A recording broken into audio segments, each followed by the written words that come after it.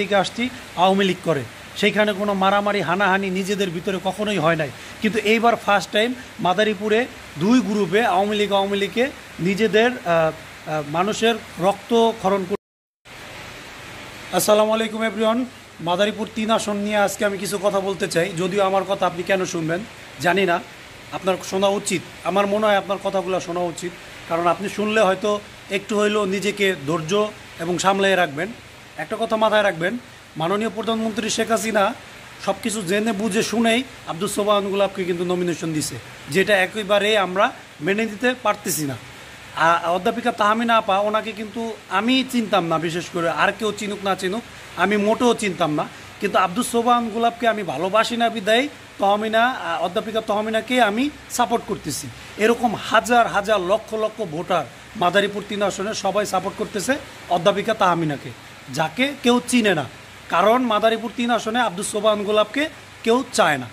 আমার যা ধারণা, আব্দুস সোবহান গুলাবকে কেউ চায় না। কিন্তু মাননীয় প্রধানমন্ত্রী শেখ হাসিনা কী করলেন, আব্দুস সোবহান গুলাব ভাইকে আবার ওইখানে নমিনেশন দিলেন। কিন্তু মাননীয় প্রধানমন্ত্রী হয়তো বিন্দু পরিমাণও জানে না যে আব্দুস সোবহান গুলাবের কোনো ধরনের জনপ্রিয়তা মাদারীপুর 3 আসনে নেই। মাদারীপুর 3 আসনে যদি আব্দুস সোবহান গুলাব ভাইকে না দিয়ে মাননীয় প্রধানমন্ত্রী যদি বাহাউদ্দিন নাসিম ভাইকে নমিনেশন দিত, তাহলে কিন্তু আজকে এই হানাহানি মারামারি কাটাকাটি হইতো না। কারণ বাহাউদ্দিন নাসিম ভাইয়ের অনেক জনপ্রিয়তা মাদারীপুর 3 আসনে আছে, এবং আমরা প্রত্যেকটা সাধারণ নাগরিক চাইছিলাম যে এইবার বাহাউদ্দিন নাসিম ভাই নমিনেশন পাবে, এবং আমরা সেটাতেই প্রস্তুত ছিলাম। কিন্তু হঠাৎ করে শুনলাম বাহাউদ্দিন নাসিম ভাই ঢাকা 8 আসন থেকে নমিনেশন পাইছে, যেটা আমাদের কারো কাম্য ছিল না। বাহাউদ্দিন নাসিম ভাইকে মাদারীপুর 3 আসনের প্রত্যেকটা মানুষ, প্রত্যেকটা জনগণ প্রচুর পরিমাণে ভালোবাসে। সো সেই দিক থেকে বাহাউদ্দিন নাসিম ভাইকে কিন্তু মাদারীপুর 3 আসনে নমিনেশন দেওয়াটা খুবই উচিত কাজ হইতো। যাই হোক, মাদারীপুর 3 আসনে যেহেতু মাননীয় প্রধানমন্ত্রী শেখ হাসিনা আব্দুস সোবহান গুলাব ভাইকে দিছে, কিন্তু সোবহান গুলাব ভাইয়ের যেহেতু কোনো জনপ্রিয়তা নাই, সেখানে অধ্যাপিকা তাহমিনা যখন স্বতন্ত্র থেকে দাঁড়াইছে, অটোমেটিক্যালি উনি এমপি হয়ে যাবে। এই কারণে এমপি হবে যেখানে আমরা আব্দুস সোবহান গুলাব ভাইকে চাই না, সেখানে ওনার বিপরীতে অপরিচিত কেউ দাঁড়াইলেও সে এমপি হওয়ার সম্ভাবনাটাই বেশি আছে। সো আমরা মাদারীপুরের মানুষ, প্রত্যেকটা মানুষ আওয়ামী লীগ করি।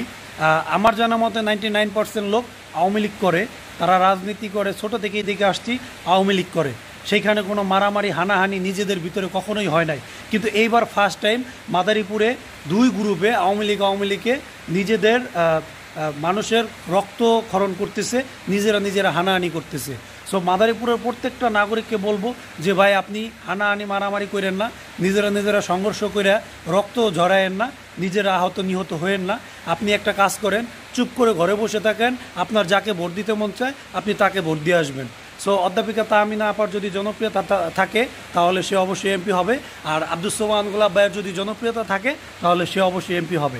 আমরা চাই মাদারীপুর 3 আসন শান্তিতে থাকুক, নিরিবিলি থাকুক, কোনো ঝগড়া জঞ্জাল হানাহানি আমরা চাই না। সবাই ভালো থাকবেন। আসসালামু আলাইকুম।